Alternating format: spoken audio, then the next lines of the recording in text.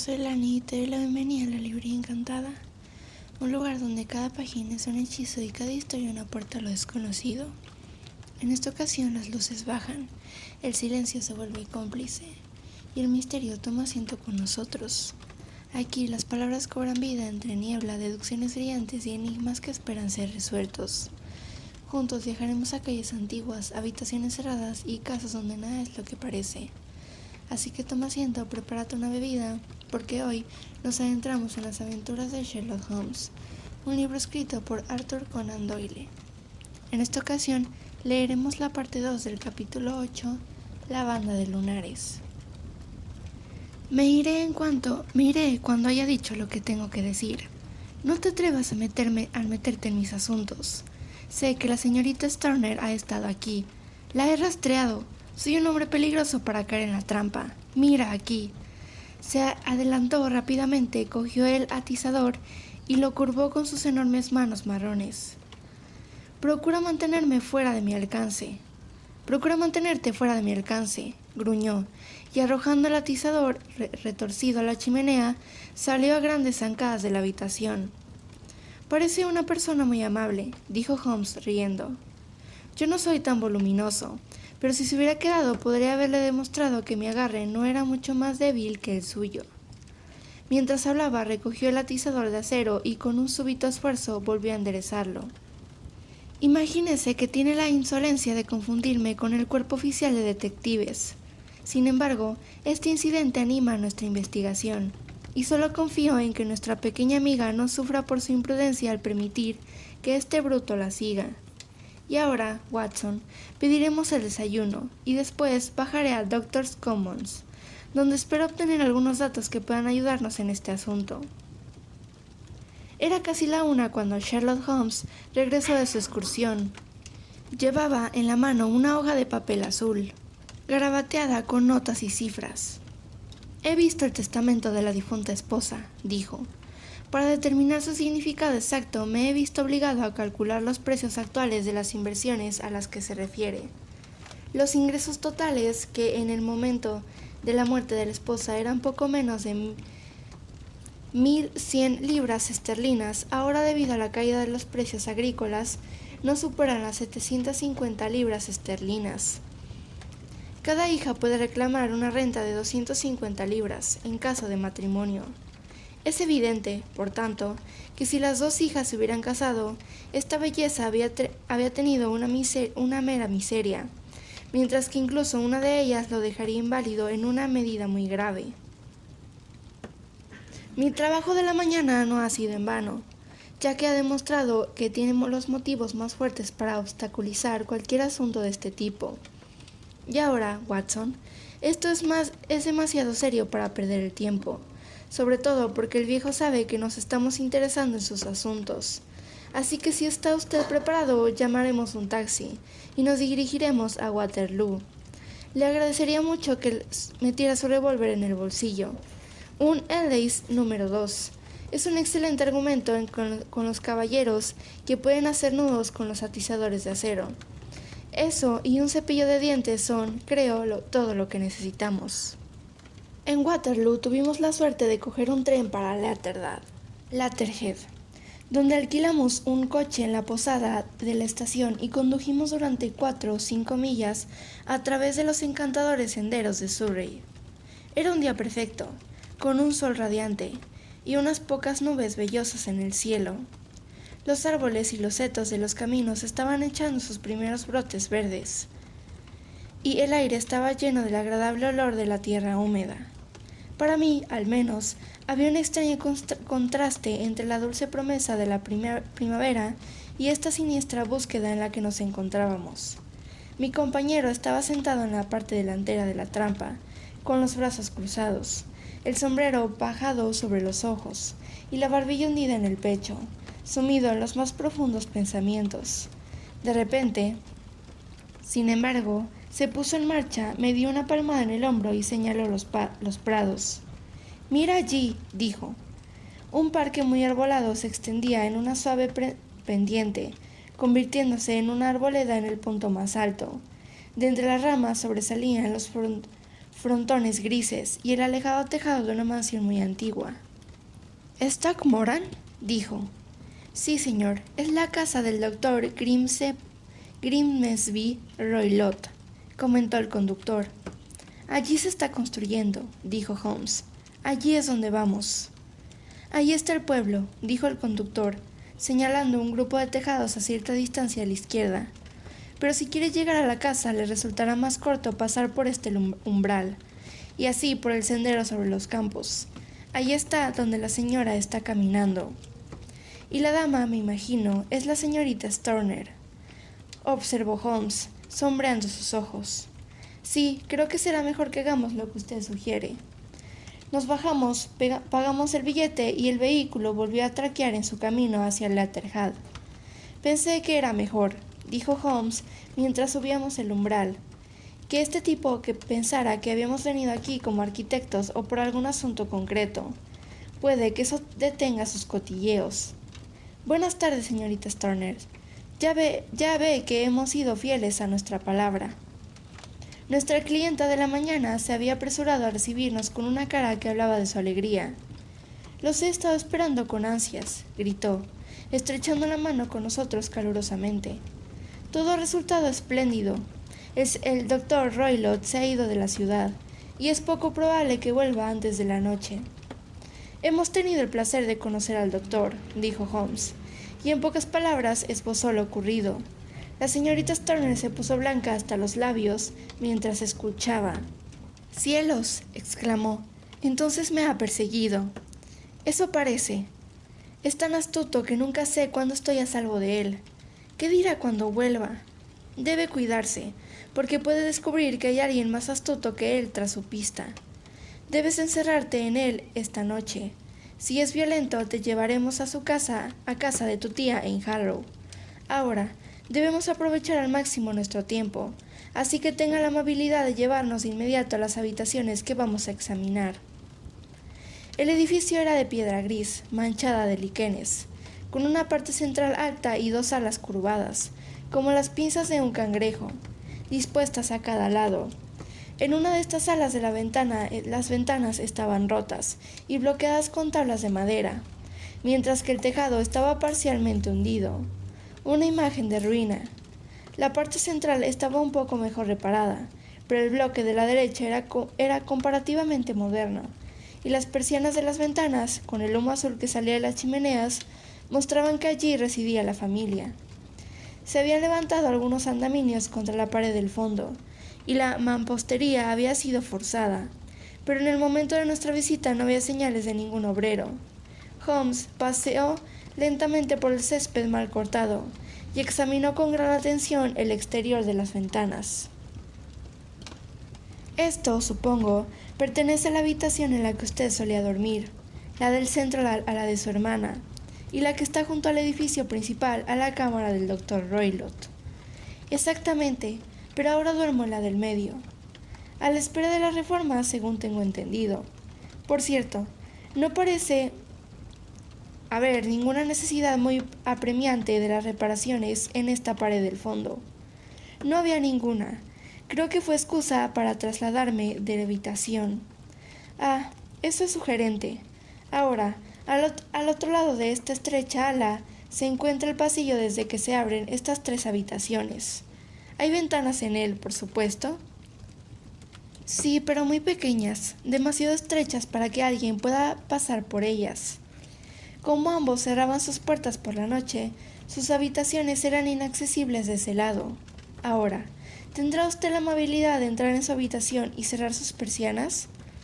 La señorita Stoner así lo hizo, y Holmes, tras un cuidadoso examen, a través de la ventana abierta, se esforzó por todos los medios en forzar la persiana, pero sin éxito. No había ninguna rendija por la que se pudiera pasar un cuchillo para levantar la barra. Luego, con su lente, probó las bisagras, pero eran de hierro macizo, firmemente incorporadas a la maciza mampostería. Dijo, rascándose la barbilla con cierta perplejidad. Mi teoría presenta ciertamente algunas dificultades. Nadie podría traspasar estos postigos si estuvieran atornillados. Bueno, Veremos si el interior arroja alguna luz sobre el asunto. Una pequeña puerta lateral conducía al pasillo encalado desde el que se abrían los 3 dormitorios. Holmes se negó a examinar la tercera habitación, por lo que pasamos de inmediato a la segunda, aquella en la que dormía ahora la señorita Turner, y en la que su hermana había corrido su suerte. Era una habitación pequeña y acogedora, con un techo bajo y una chimenea abierta, al estilo de las antiguas casas de campo. En una esquina había una cómoda de color marrón, en otra estrecha cama un revestimiento blanco y un tocador a la izquierda de la ventana. Estos artículos, junto con 2 pequeñas sillas de mimbre, constituían todo el mobiliario de la habitación, salvo un cuadro de alfombra Wilton en el centro. Los tableros de alrededor y los paneles de las paredes eran de roble marrón, carcomido por los gusanos, tan viejo y descolorido que podría datar de la construcción original de la casa.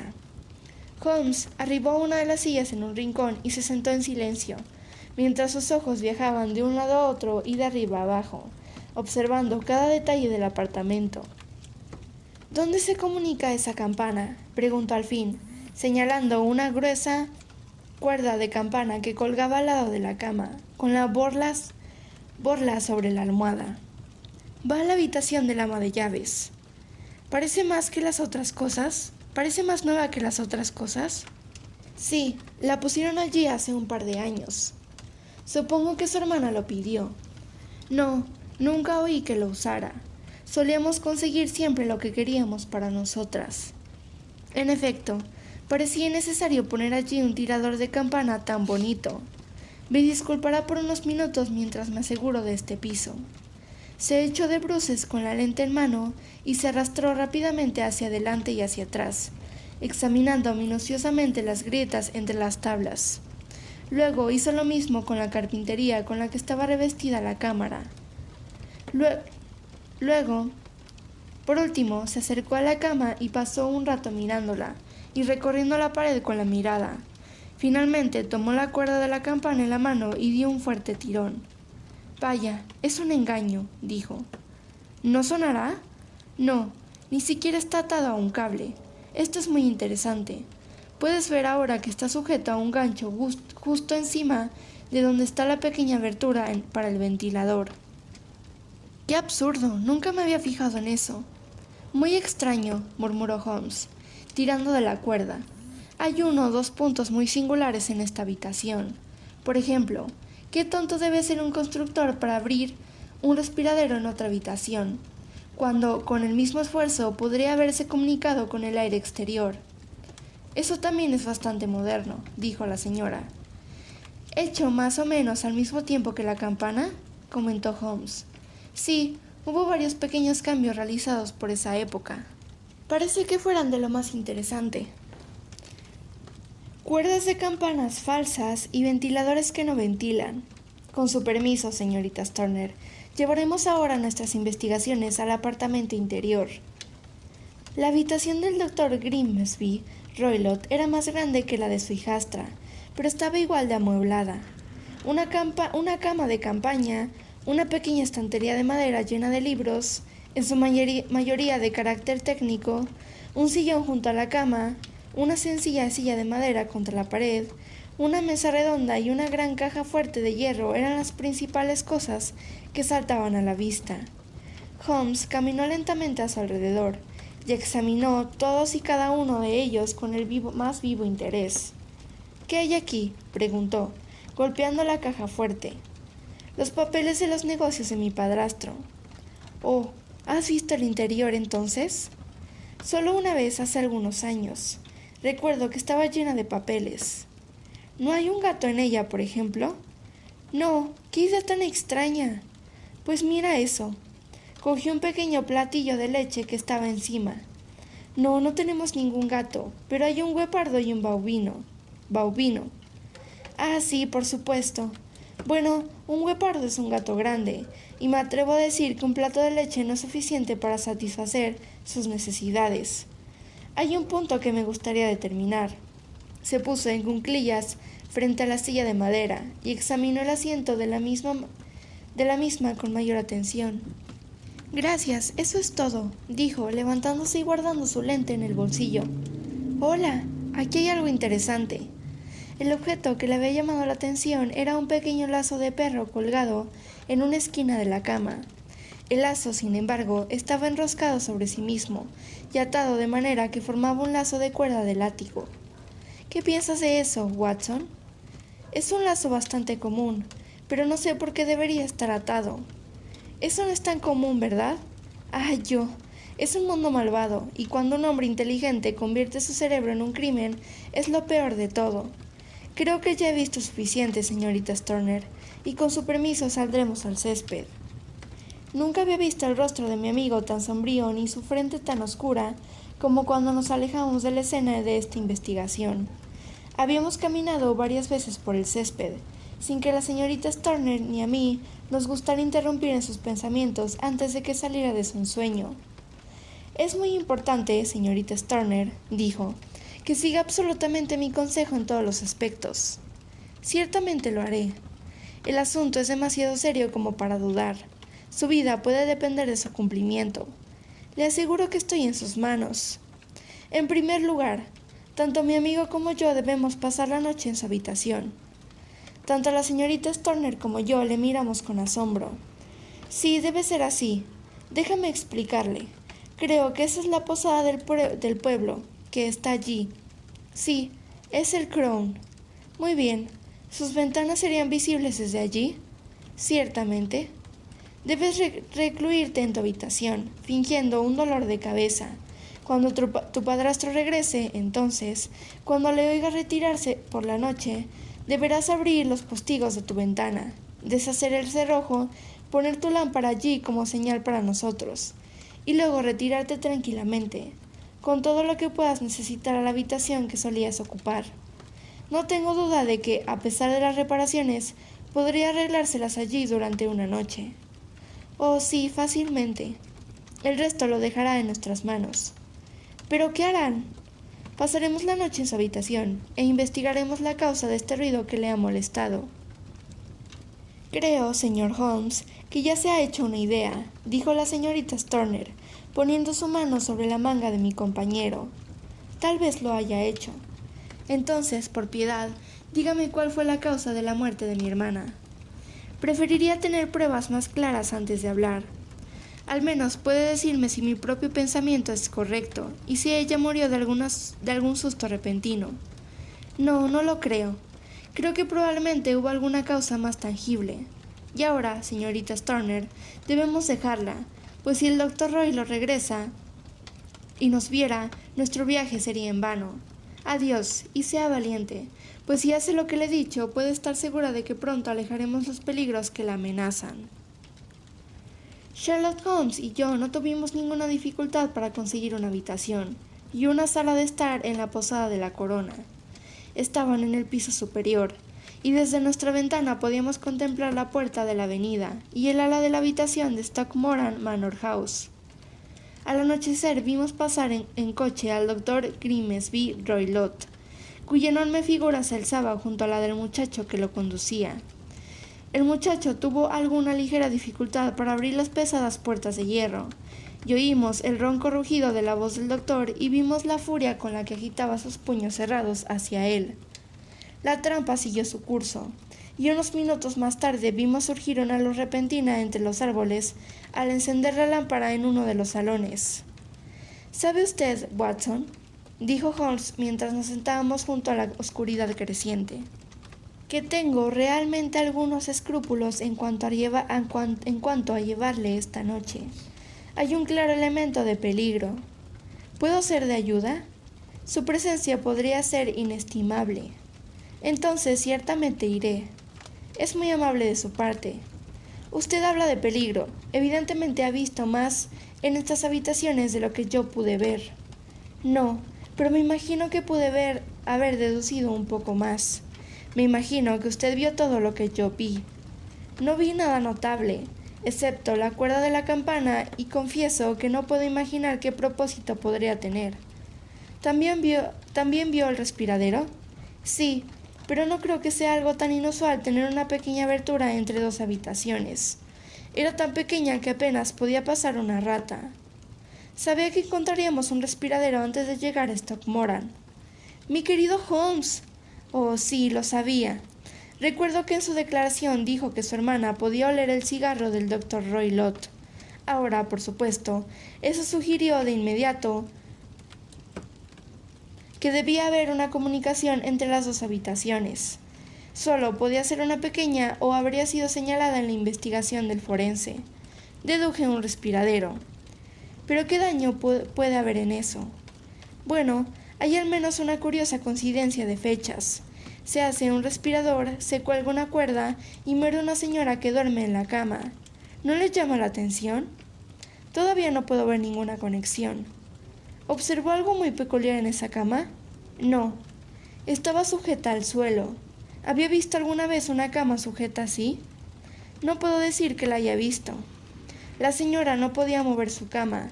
Debía estar siempre en la misma posición relativa con respecto al ventilador y a la cuerda, o así podemos llamarla, ya que está claro que nunca estuvo pensada para tirar de la campana. «Holmes», grité. «Me parece que veo vagamente lo que está insinuando». Llegamos justo a tiempo para evitar un crimen sutil y horrible. Bastante sutil y horrible.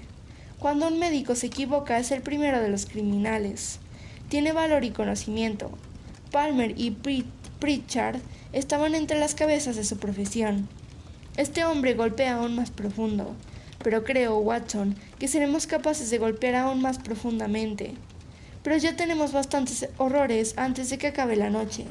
Por el amor de Dios, tomemos una pipa tranquila y centrémonos nuestra mente durante algunas horas en algo más alegre. Alrededor de las 9, la luz entre los árboles se extinguió y todo estaba oscuro en dirección a la mansión. Pasaron lentamente 2 horas y luego, de repente, justo al sonar las 11, una única luz brillante brilló justo delante de nosotros. «Esa es nuestra señal», dijo Holmes, poniéndose de pie de un salto.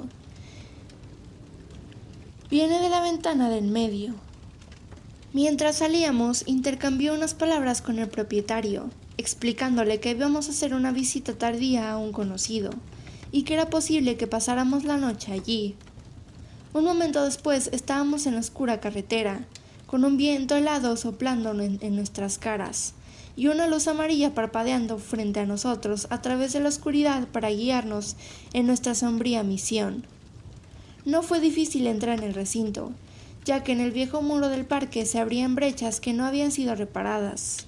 Abriéndonos paso entre los árboles, llegamos al césped, lo cruzamos y estábamos a punto de entrar por la ventana cuando un grupo de arbustos de laurel salió lo que parecía ser un horrible y distorsionado, que se arrojó sobre la hierba con los miembros retorcidos y luego corrió rápidamente por el césped hacia la oscuridad. «Dios mío», susurré. «¿Lo has visto?» Holmes estaba por el momento tan sorprendido como yo. Su mano se cerró como un vicio sobre mi muñeca en su agitación. Luego soltó una carcajada y acercó sus labios a mi oído. «Es una bonita casa», murmuró. «Ese es el babuino». Había olvidado los extraños animales domésticos a los que el doctor tenía afecto. También había un guepardo. Tal vez podremos encontrarlo sobre nuestros hombros en cualquier momento. Confieso que me sentí más tranquilo cuando, tras seguir el ejemplo de Holmes y descalzarme, me encontré dentro del dormitorio. Mi compañero cerró las persianas sin hacer ruido, puso la lámpara sobre la mesa y recorrió la habitación con la mirada. Todo estaba como lo habíamos visto durante el día. Luego, acercándose sigilosamente a mí y haciendo una trompeta con su mano, volvió a susurrarme al oído tan suavemente que fue todo lo que pude hacer para distinguir las palabras. «El menor ruido sería fatal para nuestros planes». Asentí con la cabeza para mostrar que había escuchado. «Debemos sentarnos sin luz. Él lo vería a través del respiradero». Volví a sentir. «No te duermas. Tu propia vida puede depender de ello. Tenga su pistola lista por si la necesitamos. Me sentaré al lado de la cama, y tú en esta silla». Saqué mi revólver y lo puse en la esquina de la mesa. Holmes había traído un bastón largo y delgado y lo colocó sobre la cama a su lado. Junto a él colocó la caja de cerillas y el tronco de una vela. Luego apagó la lámpara y nos quedamos a oscuras. ¿Cómo podré olvidar esta terrible vigilia? No podía oír ningún sonido, ni siquiera la respiración, y sin embargo sabía que mi compañero estaba sentado con los ojos abiertos, a pocos metros de mí, en el mismo estado de tensión nerviosa en el que yo me encontraba. Los postigos cortaban el menor rayo de luz y esperábamos en la más absoluta oscuridad. Desde el exterior llegaba el ocasional grito de un pájaro nocturno, y una vez, en nuestra misma ventana, un prolongado gemido felino que nos indicaba que el guepardo estaba realmente en libertad. A lo lejos se oían los profundos tonos de reloj de la parroquia, que resonaban cada cuarto de hora. Qué largos parecían esos cuartos. Daban las 12 y la 1 y las 2 y las 3 y seguíamos esperando en silencio lo que pudiera ocurrir. De repente se oyó el brillo momentáneo de una luz en dirección al ventilador, que se desvaneció de inmediato, pero fue sucedido por un fuerte olor de aceite quemado y a metal caliente. Alguien en la habitación contigua había encendido una linterna oculta. Oí un suave sonido de movimiento y luego todo volvió a quedar en silencio, aunque el olor se hizo más fuerte. Durante media hora estuve sentado con los oídos aguzados. Luego, de repente, se oyó otro sonido, un sonido muy suave y relajante, como el de un pequeño chorro de vapor que se escapa continuamente de una tetera. En el instante en el que lo oímos, Holmes saltó de la cama, encendió una cerilla y golpeó furiosamente con su bastón el tirador de la campana. ¿Lo ves, Watson?, gritó. ¿Lo ves? Pero yo no vi nada. En el momento en el que Holmes encendió la luz, oí un silbido bajo y claro, pero el repentino resplandor que me llegó a los ojos cansados me impidió saber qué era lo que mi amigo golpeaba tan salvajemente. Sin embargo, pude ver que su rostro estaba mortalmente pálido y lleno de horror y aversión. Había dejado de golpear y miraba hacia el ventilador cuando de repente irrumpió en el silencio de la noche el grito más horrible que jamás haya escuchado.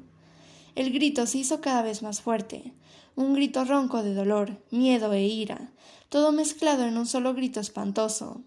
Dicen que en el pueblo, e incluso en la lejana casa parroquial, ese grito levantó a los durmientes en sus camas. Nos llegó al corazón, y me quedé mirando a Holmes y él a mí, hasta que los últimos ecos del grito se apagaron en el silencio del que surgió. ¿Qué puede significar? Jadeé. Significa que todo ha terminado, respondió Holmes, y quizás, después de todo, sea lo mejor.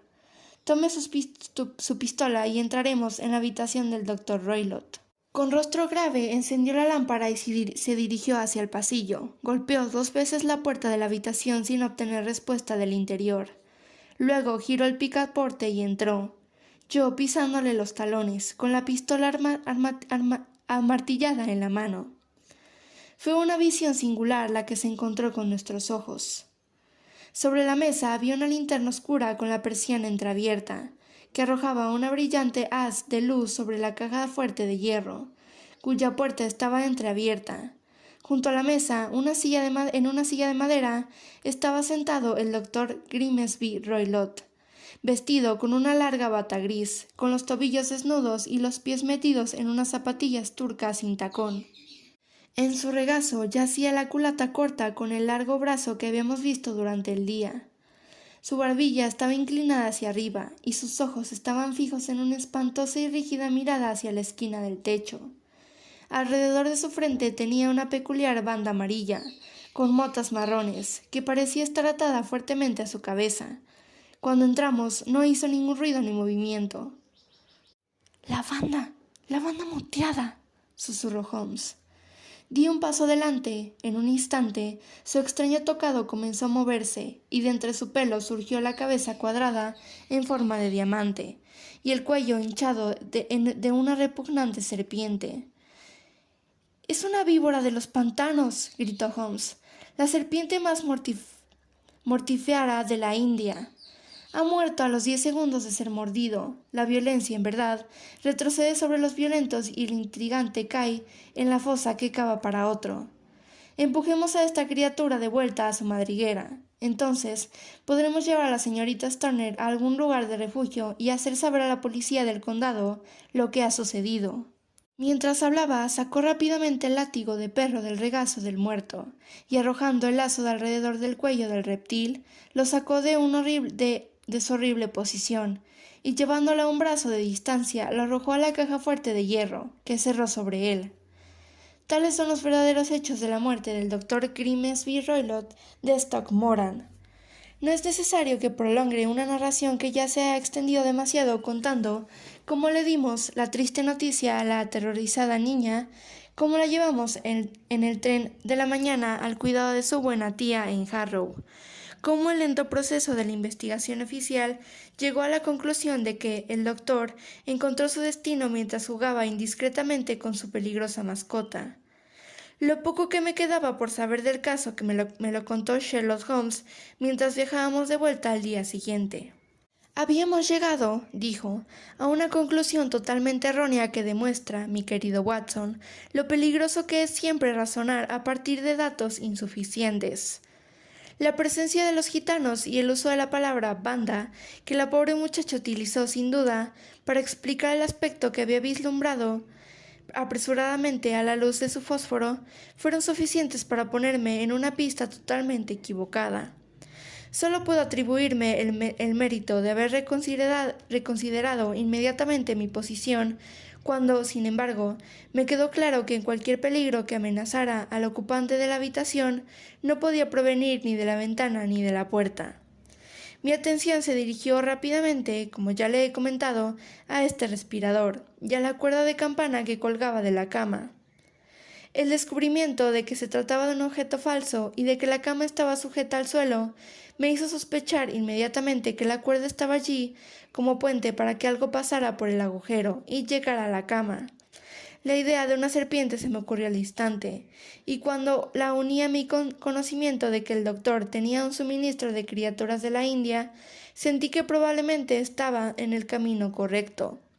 La idea de utilizar una forma de veneno que no pudiera ser descubierta por ninguna prueba química era a la que se le ocurriría a un hombre inteligente y despiadado que hubiera tenido una formación oriental. La rapidez con la que un veneno de este tipo habría efecto sería también, desde su punto de vista, una ventaja. En efecto, sería un forense de mirada aguda el que podría distinguir los dos pequeños pinchazos oscuros que mostrarían el lugar donde los colmillos del veneno habían hecho su trabajo. Entonces pensé en el silbato. Por supuesto que debía recordar a la serpiente antes de que la luz de la mañana la revelara a la víctima. La había entrenado probablemente mediante el uso de la leche que vimos, para que volviera a él cuando la llamara. La hacía pasar por este ventilador a la hora que mejor le pareciera, con la certeza de que se arrastraría por la cuerda y se posaría en la cama. Podría morder o no a su ocupante. Tal vez podría escapar cada noche durante una semana, pero tarde o temprano debía ser una víctima. Había llegado a estas conclusiones antes de entrar en su habitación. Una inspección de su silla me demostró que tenía la costumbre de ponerse de pie sobre ella, lo que, por supuesto, sería necesario para poder alcanzar el ventilador. La vista de la caja fuerte, el platillo de leche y el lazo del cordón de la fusta fueron suficientes para disipar finalmente cualquier duda que pudiera haber quedado.